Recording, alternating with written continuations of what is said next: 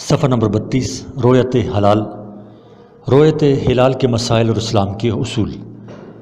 اسلام کے اصول سادہ اور نظری ہیں۔ اس نے مختلف عبادتوں اور تہواروں کے اوقات کے لیے ایسی چیزوں کو معیار بنایا ہے جن کا سمجھنا اور جاننا ہر عام و خاص اور ناخواندہ اور تعلیم یافتہ آدمی کے لیے ممکن ہے۔ اسی کا ایک جز یہ ہے کہ اس نے قمری مہینوں کے بارے میں تکلفات سے کام لینے کے بجائے چاند دیکھنے یا مہینے کے 30 دن مکمل کرنے کو کسوٹی قرار دیا ہے۔ اس کی وجہ ظاہر ہے، ایک تو اسلام کا مزاج ہی ایسی تکلیف آمیز تحقیقات نہیں ہیں جن کا ہر خاص و عام آدمی سے تعلق نہ ہو۔ دوسرے، اہل فن کی رائے بھی ایک دوسرے سے مختلف ہوتی ہیں اور کبھی غلط بھی ثابت ہوتی ہیں، جیسا کہ آئے دن جنتریوں اور تقریموں میں اس کا مشاہدہ ہوتا رہتا ہے۔ اسی لیے ہمارے امام اعظم رحمۃ اللہ علیہ کا یہ مسلک ہے کہ فلکیات اور حساب پر عید و رمضان کا فیصلہ درست نہیں۔ ہاں، ہجری سن کو رائج کرنے کے لیے ایسے مہینوں میں ایسے فنی اندازوں کا اعتبار کیا جا سکتا ہے جس کی کسی خاص تاریخ سے کوئی شرعی عبادت متعلق نہ ہو۔ جدید فقہی مسائل۔ روزے کا تعلق چاند سے رکھنے میں یہ بھی حکمت ہے کہ جب آدھی دنیا پر سردی کا موسم ہوتا ہے تو دوسرے آدھے حصہ پر گرمی ہوتی ہے، کیونکہ چاند کا مہینہ بدل کر آتا رہتا ہے۔ اس لیے اگر چند سال آدھی دنیا کے مسلمانوں نے گرمی کے موسم میں روزے رکھے تو چند سال سردی کے موسم میں روزے رکھنے کو مل جاتے ہیں، اور اگر شمسی مہینے مقرر کر دیے جاتے تو ہمیشہ ایک ہی موسم میں روزے رکھنے پڑتے، اور یہ بات ایک عالمگیر مذہب کے اصول کے خلاف ہوتی۔ رویت کے 2 جز۔ چاند کے سلسلے میں یہ بات سمجھ لینی چاہیے کہ اس سلسلہ کے 2 جز ہیں: چاند دیکھنا اور چاند دیکھنے کی شہادت۔ پہلے جز کے سلسلہ میں جو لوگ کہتے ہیں کہ ہوائی جہاز میں اڑ کر یا دوربین سے چاند دیکھ لینے میں کوئی مذائقہ نہیں ہونا چاہیے، انہیں دراصل سب سے بڑی غلطی یہ ہو گئی ہے کہ مسئلہ چاند کے وجود کا ہے۔ صفحہ نمبر 33۔ مسئلہ چاند کے وجود کا ہے، حالانکہ یہ قطعاً غلط ہے، کیونکہ شریعت میں وجود چاند کا اعتبار ہی نہیں ہے، بلکہ معتبر چاند کی روایت چاند کا یعنی کھلی آنکھوں دیکھنا ہے۔ یعنی شریعت اسلام نے جن معاملات کا مدار چاند کے ہونے پر رکھا ہے اس میں فوق الافق چاند کا یعنی وجود کافی نہیں ہے، بلکہ اس کا قابل رویت ہونا اور عام آنکھوں سے دیکھا جانا ضروری ہے، کیونکہ یہ بات ہر پڑھا لکھا شخص جانتا ہے کہ چاند کسی وقت اور کسی دن بھی معدوم نہیں ہوتا، بلکہ اپنے مدار میں کہیں نہ کہیں موجود ہوتا ہے۔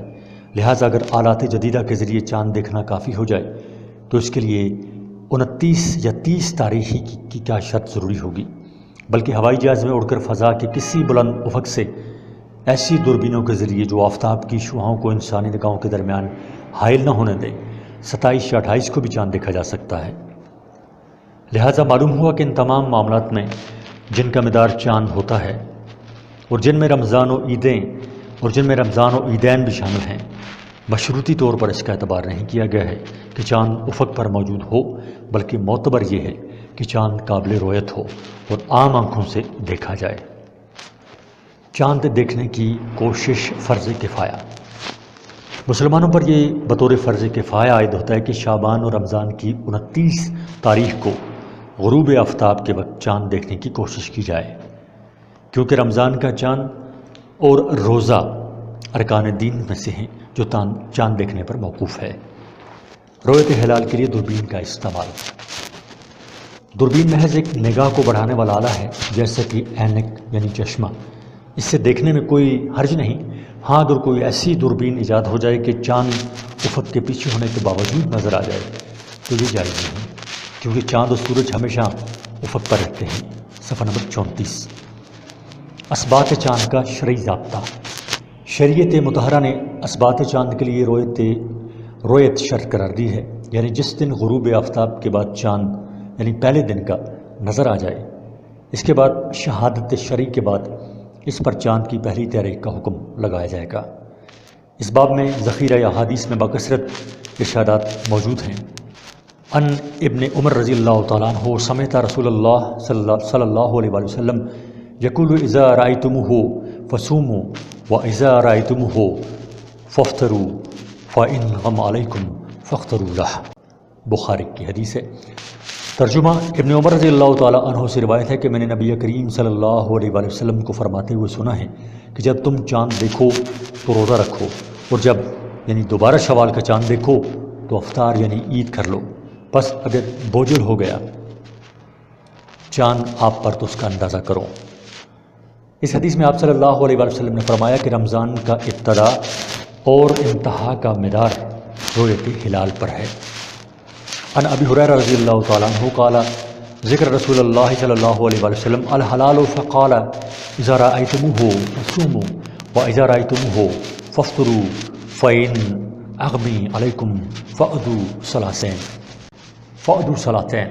ان سب حدیث میں یہ مذکور ہے کہ جب چاند دیکھو تو روزہ رکھو اور جب چاند دیکھو تو عید کر لو۔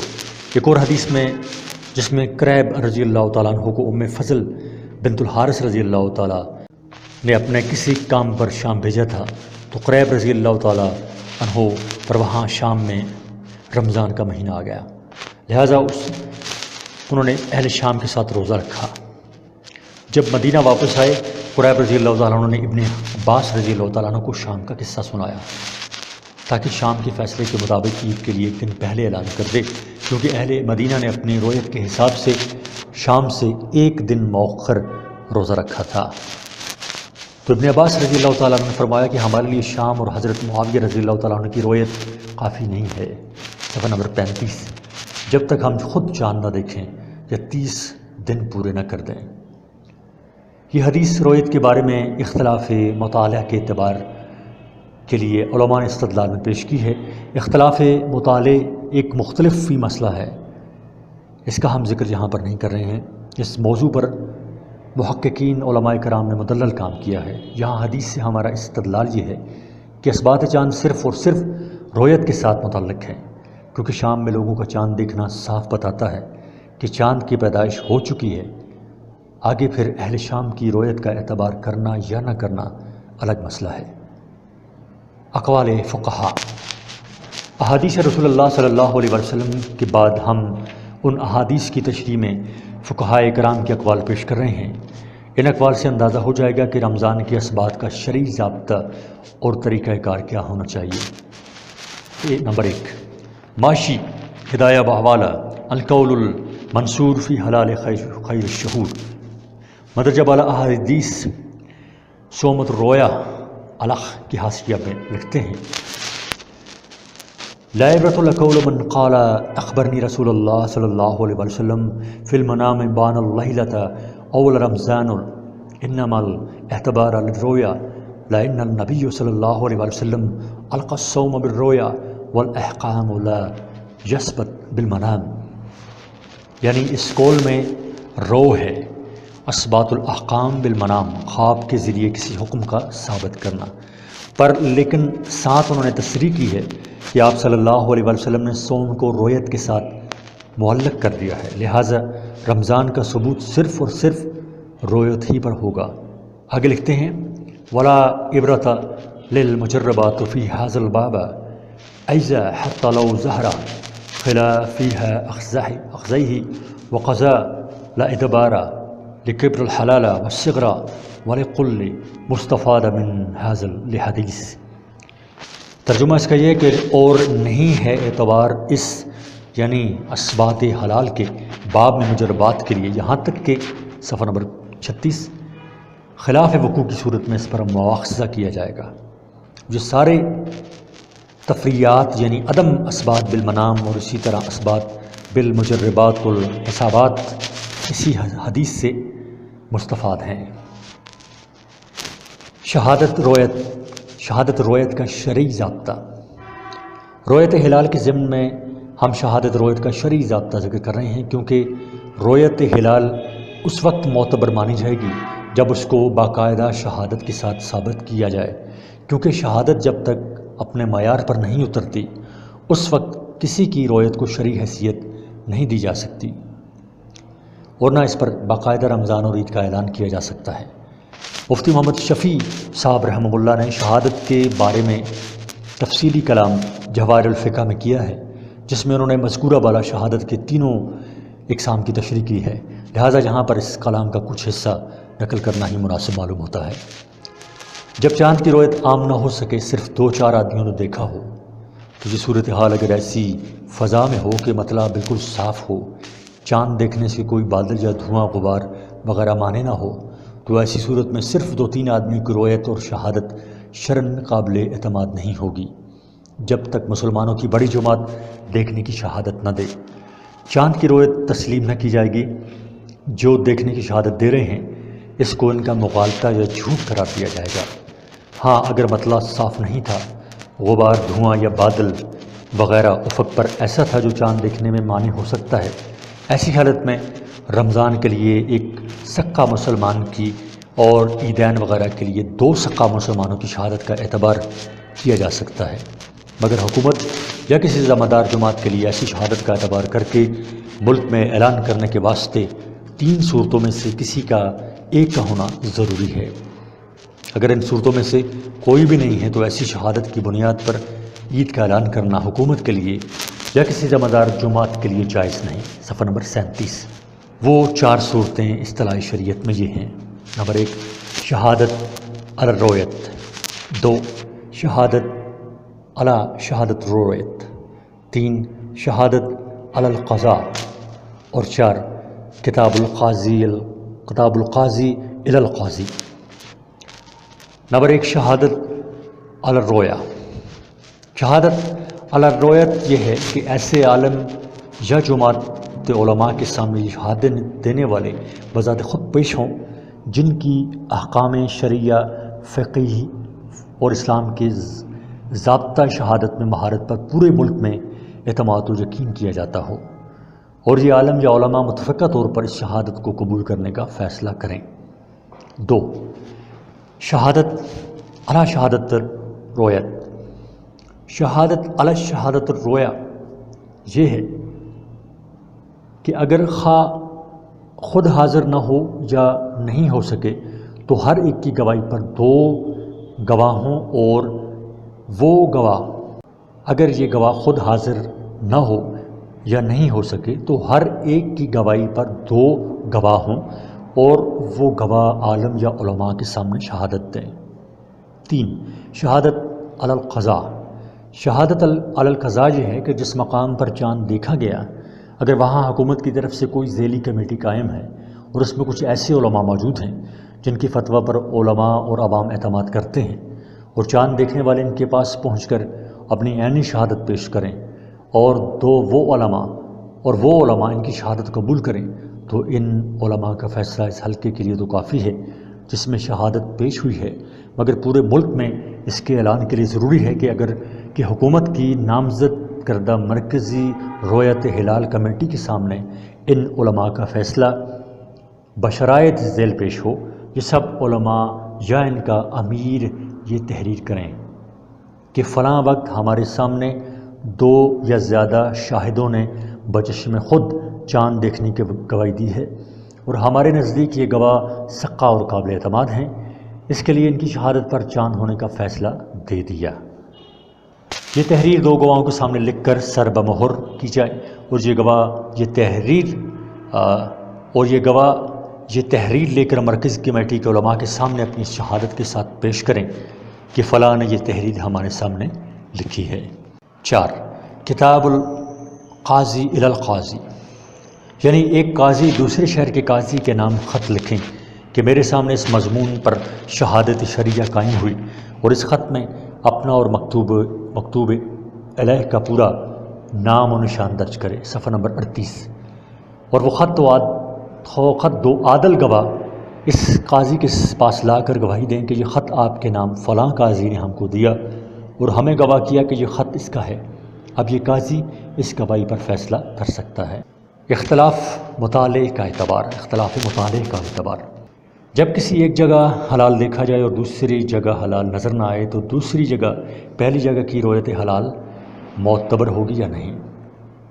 مذکورہ مسئلہ میں اکثر فقہا کا اس بات پر اتفاق ہے کہ اگر 2 شہروں میں بہت زیادہ فاصلہ نہیں ہے، جیسے مکہ اور بغداد یا دہلی اور حیدرآباد، بلکہ کم فاصلہ ہے جیسے بغداد اور بصرہ، تو ایک شہر کی رویت اگر دوسرے شہروں میں طریق موجبہ شرعی سے ثابت ہو جائے تو دوسرے شہروں میں اس کا شرعاً اعتبار کیا جائے گا، اور اگر دوسرے شہروں کے مطالعے میں زیادہ دوری اور فاصلہ ہو جس سے چاند کے طلوع ہونے میں ایک دن کا فرق آ جائے تو پھر ان میں اختلاف مطالعے کا اعتبار کیا جائے گا اور ایک شہر کی رویت دوسرے شہر کے لیے صحیح نہیں مانی جائے گی۔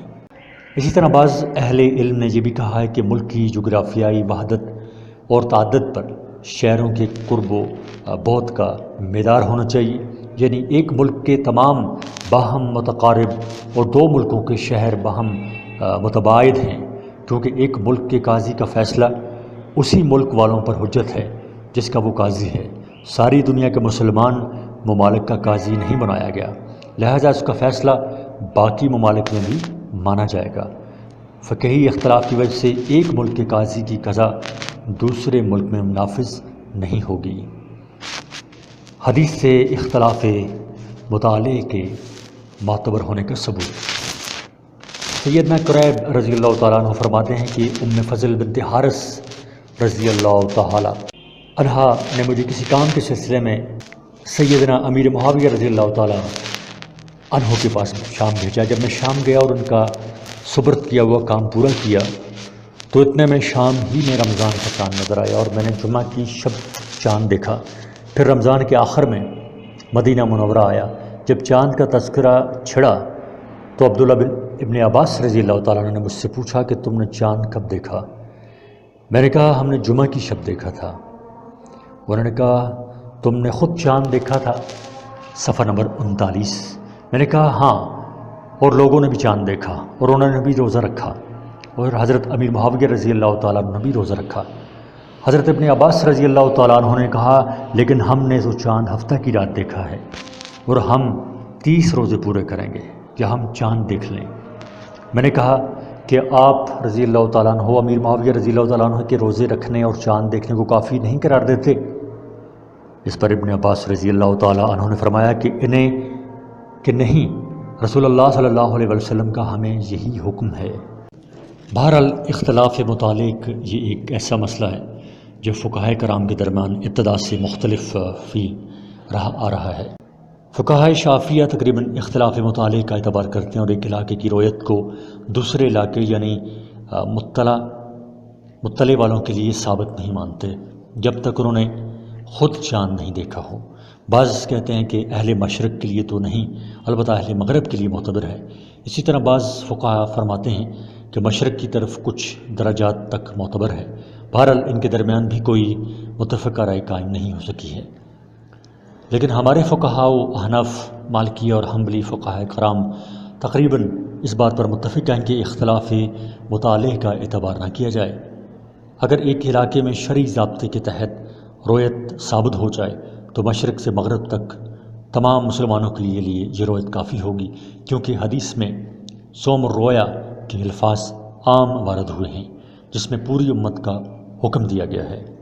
خلاصہ، عقل و نقل ہر دو لحاظ سے سب سے صحیح مسلک یہی ہے کہ ایسے دو شہر جن میں اتنا فاصلہ ہو کہ ان کے مطالعے بدل جائیں، جس کا اندازہ ایک ماہ کی مسافت سے کیا جاتا ہے، اس میں ایک شہر کی رویت دوسرے شہر کے لیے معتبر ہونی چاہیے، اور قریبی شہروں میں جن کے مابین ایک ماہ سے کم مسافت ہو، ایک شہر کی رویت دوسرے شہر کے لیے لازم اور ضروری ہوگی۔ راکم الحروف کے خیال میں یہ رائے بہت معتدل متوازن ہے۔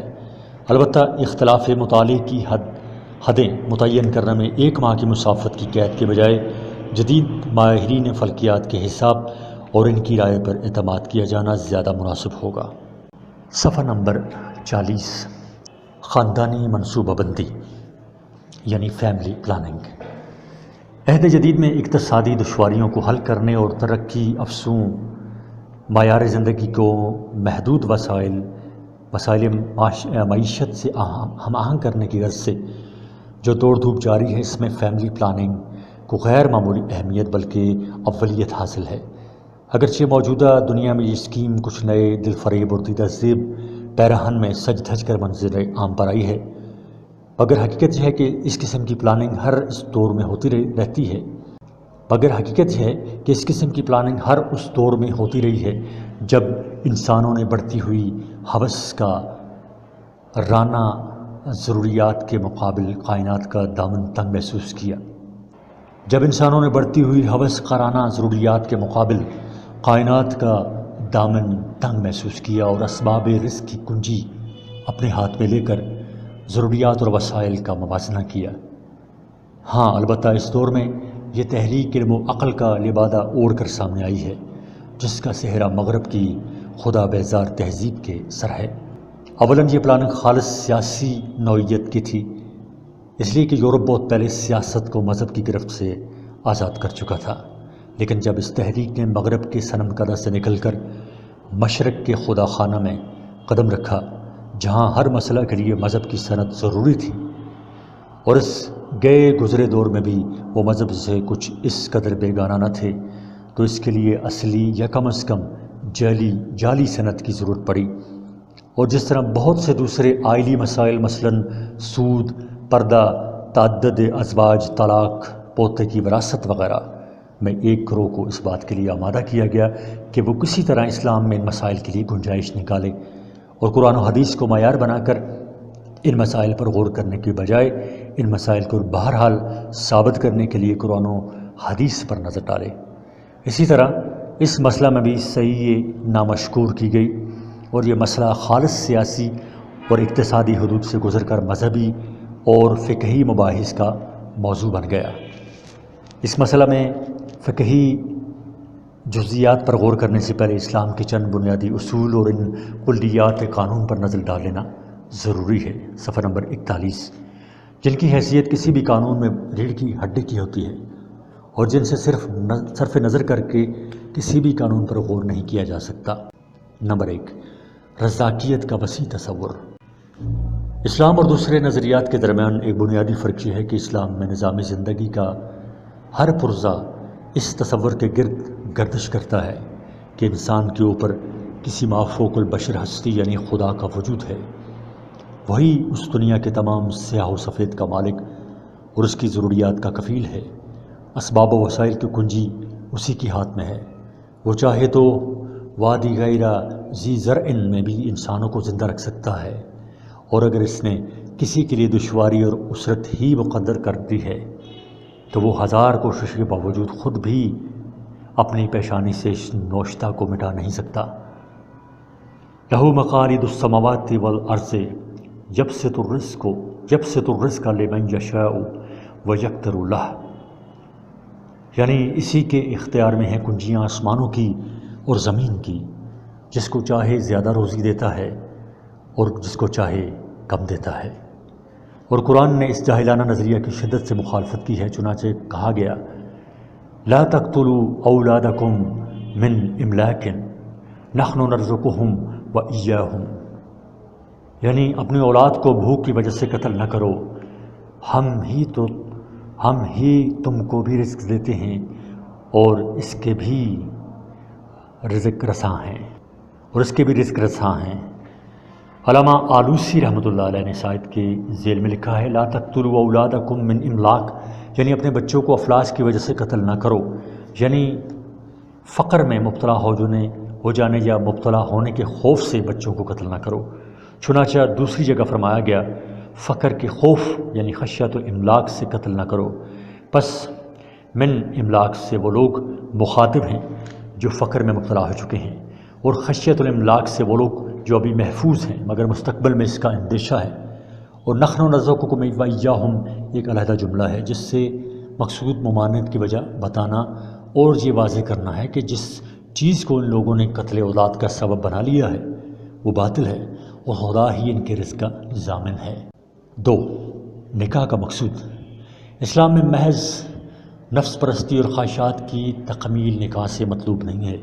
انسان کے اندر یہ جو کچھ صنفی جذبات ہیں وہ دراصل ایک راستہ ہے جس سے قدرت اپنا مقصد حاصل کرنا چاہتی ہے۔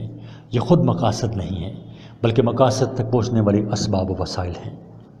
اس کا اصل مقصد کیا ہے اس کو معلوم کرنے کے لیے اگر مرد و عورت کے جسمانی فرق، دونوں کی اپنی اپنی صنفی خصوصیات اور زندگی میں پیدا ہونے والی مختلف کیفیات کو پیش نظر رکھا جائے تو کوئی دشواری نہیں ہوگی۔ قرآن نے اسی کی طرف اشارہ کرتے ہوئے لکھا ہے فَأْتُوا حَرْثَكُمْ أَنَّىٰ شِئْتُمْ۔ مرد عورت کے ازدواجی تعلقات کے لیے اس آیت میں جو استعارہ استعمال کیا گیا ہے اس سے کھل کر یہ بات سامنے آتی ہے کہ نکاح کا اصل مقصد توالد و تناسل ہے۔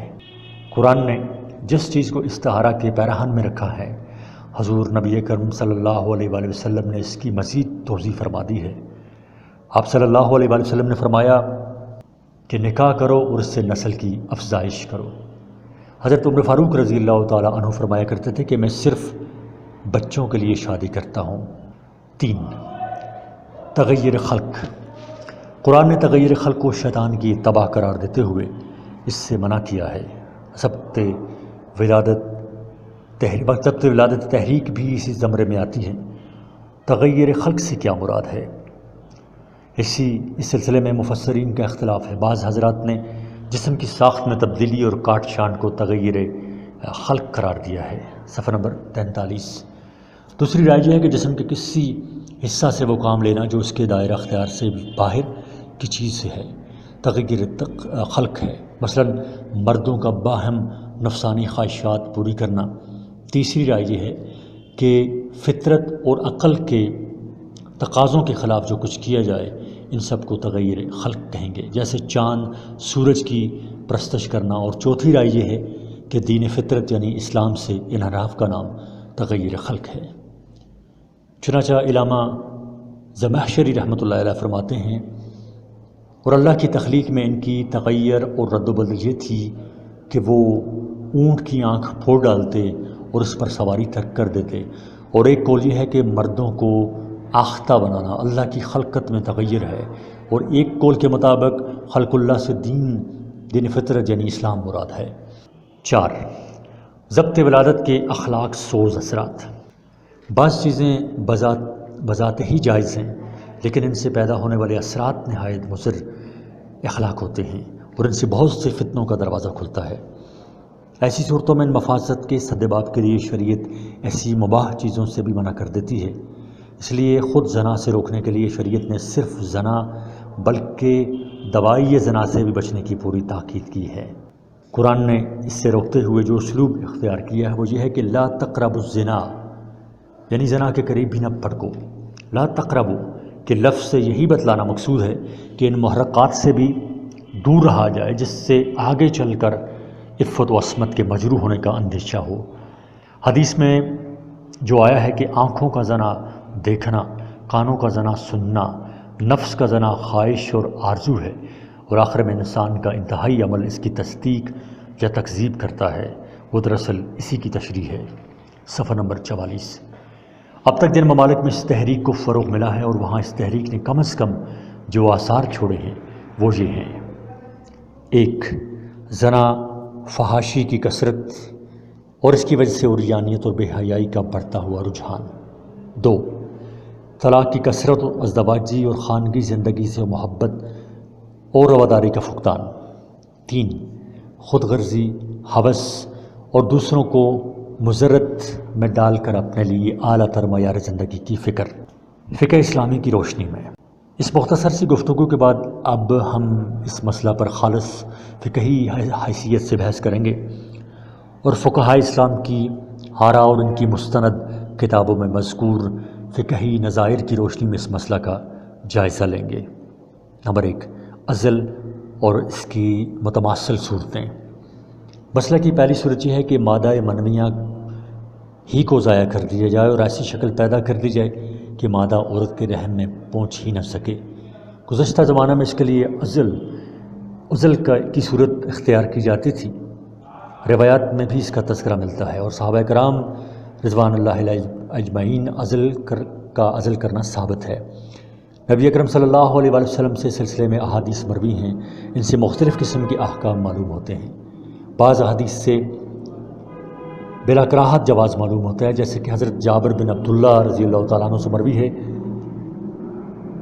کہ قلنا تعزل والقرآن ینزل، بخاری کی حدیث ہے، یعنی نزول قرآن کے زمانہ میں بھی ہم لوگ عزل کیا کرتے تھے، جبکہ بعض حدیث میں ایسی تعبیر اور ایسا لب و لہجہ اختیار کیا گیا جو عزل کی حرمت کو بتلاتا ہے، جبکہ بعض احادیث سے کراہت معلوم ہوتی ہے۔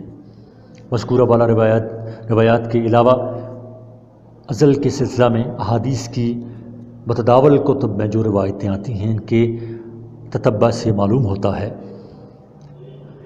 کہ عزل اگر سرے سے حرام نہیں ہے تو کراہت سے بھی خالی نہیں ہے۔ صفحہ نمبر 45۔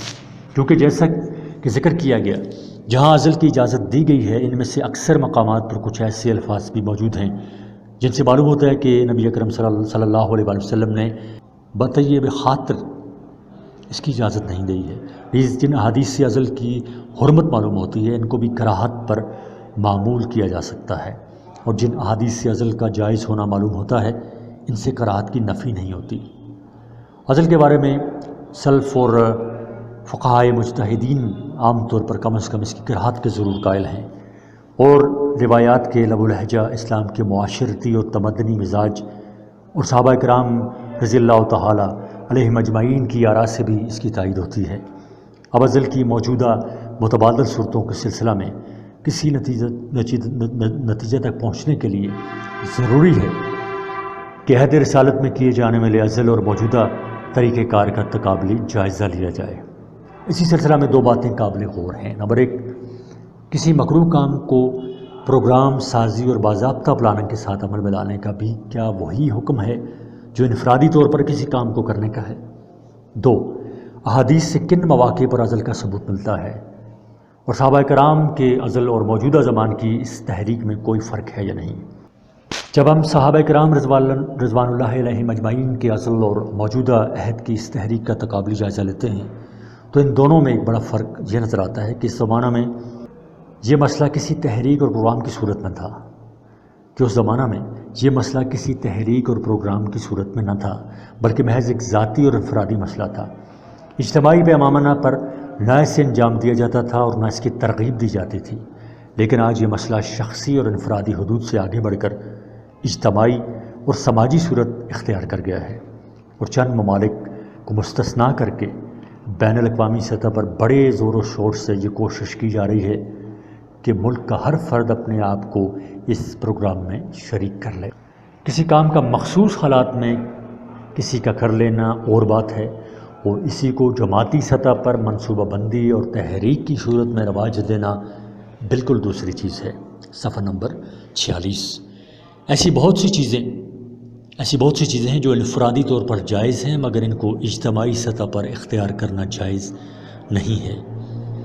ان امور سے واضح ہے کہ ربڑ یا لوپ یا اس جیسے دوسرے ذرائع کا استعمال زیادہ سے زیادہ کسی کے لیے طبی آزار کی بنا پر درست ہو سکتا ہے۔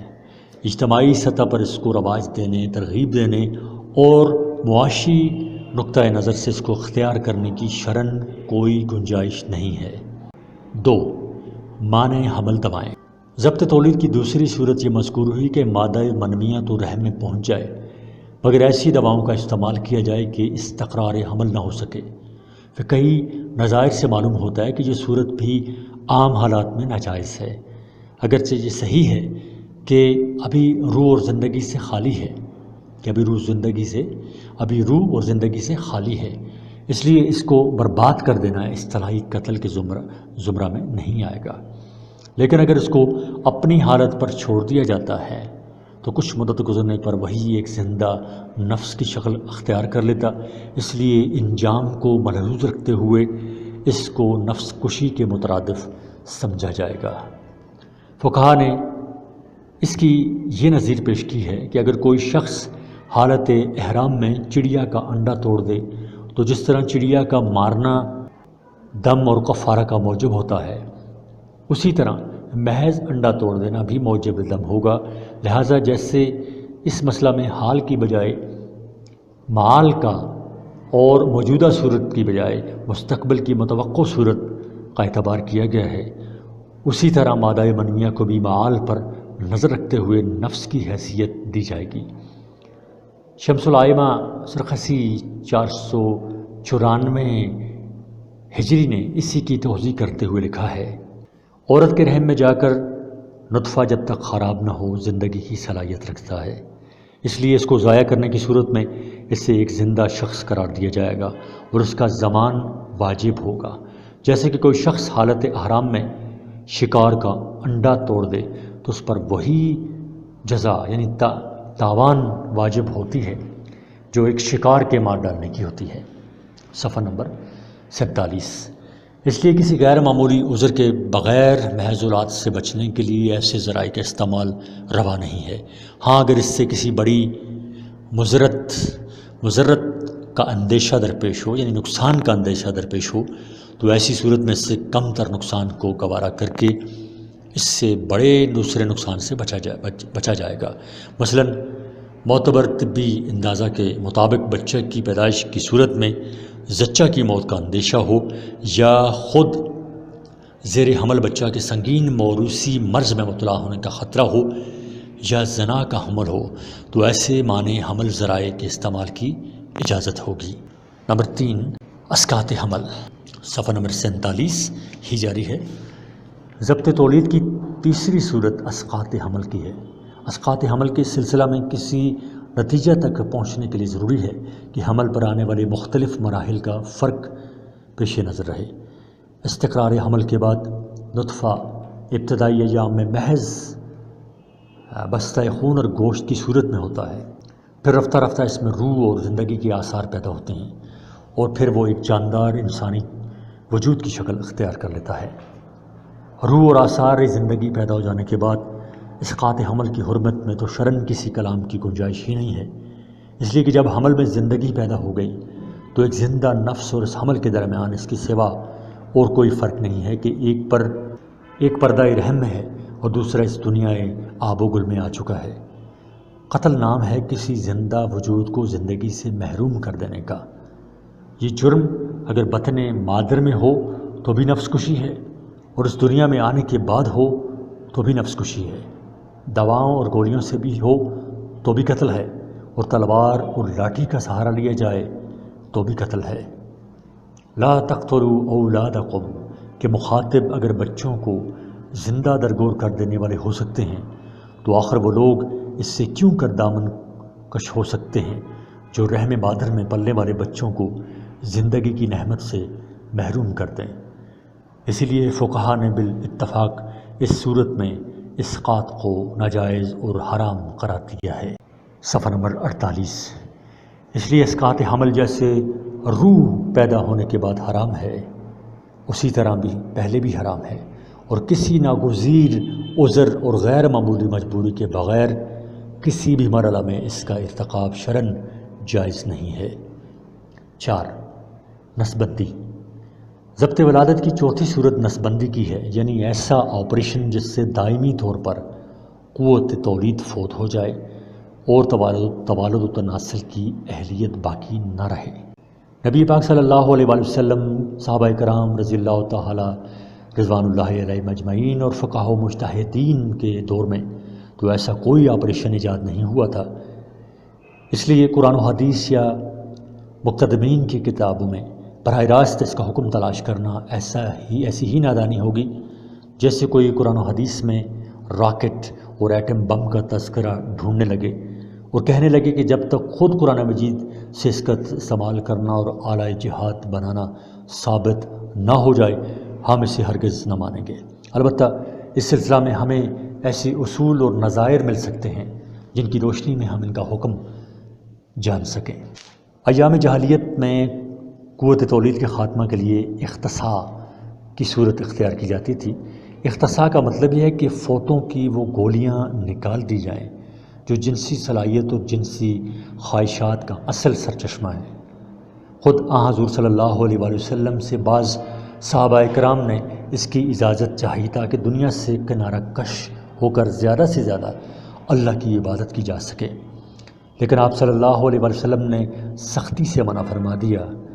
بخاری اور مسلم کی مختلف روایتوں میں اس کا تذکرہ موجود ہے اور تمام فقہا کا اس کے حرام ہونے پر اتفاق ہے، حتیٰ کہ اگر کسی نے کسی کو خصی کر دیا تو اس پر وہی تاوان واجب ہوتا ہے جو ایک آدمی کے قتل کرنے پر واجب ہوتا ہے۔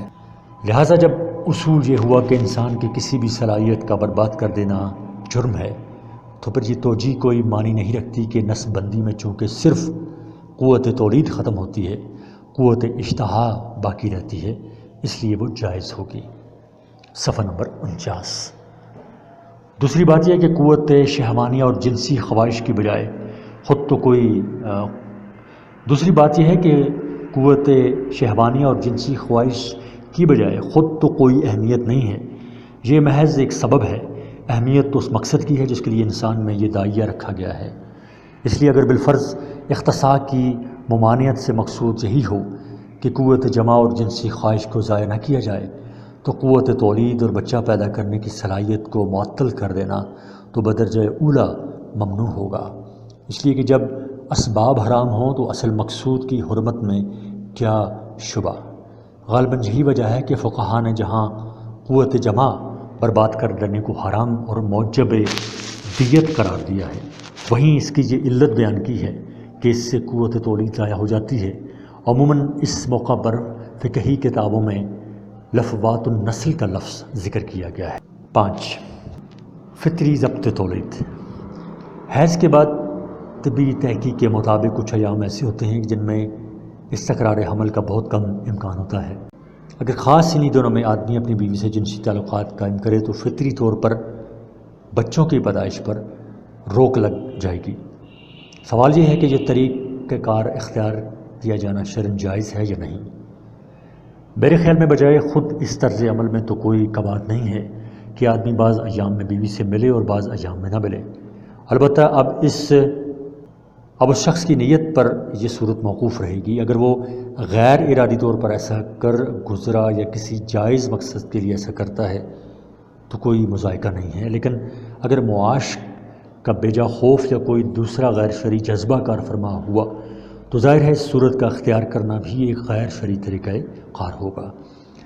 رسول اللہ صلی اللہ علیہ وآلہ وسلم نے فرمایا انما الاعمال بالنیات، یعنی تمام اعمال کا دار و مدار نیت اور ارادہ پر ہے۔ خلاصہ، اب اس خاندانی منصوبہ بندی کی اجتماعی حیثیت پر غور فرمائیے تو محسوس ہوگا کہ یہ نہ اجتماعی حیثیت سے ضرورت ہے اور نہ حاجت۔ ظاہر ہے کہ کسی کے حق میں یہ بات یقین کے ساتھ نہیں کی جا سکتی کہ دو کے بعد جو بچے پیدا ہوں گے ان کے بھوک سے مرنے کی نوبت آ جائے گی۔ یہ ممکن ہے کہ انفرادی طور پر چند فیصد آدمی اپنے آپ کو 2 یا 3 بچوں سے زیادہ کے پرورش کے لائق نہ پاتے ہوں، صفحہ نمبر 50۔ لیکن اجتماعی اور قومی سطح پر یہ بات نہیں کہی جا سکتی کہ معاشرہ کا ہر فرد یا غالب اکثریت فضول خرچی اور اسراف کا خانہ خالی کر کے چند بچوں کی پرورش نہیں کر سکتا۔ مگر بدقسمتی سے ہمارے یہاں تعیشات اور انسان کے ہوس پرستانہ معیار زندگی کو بھی ضرورت اور ضروریات کا نام دے دیا گیا ہے۔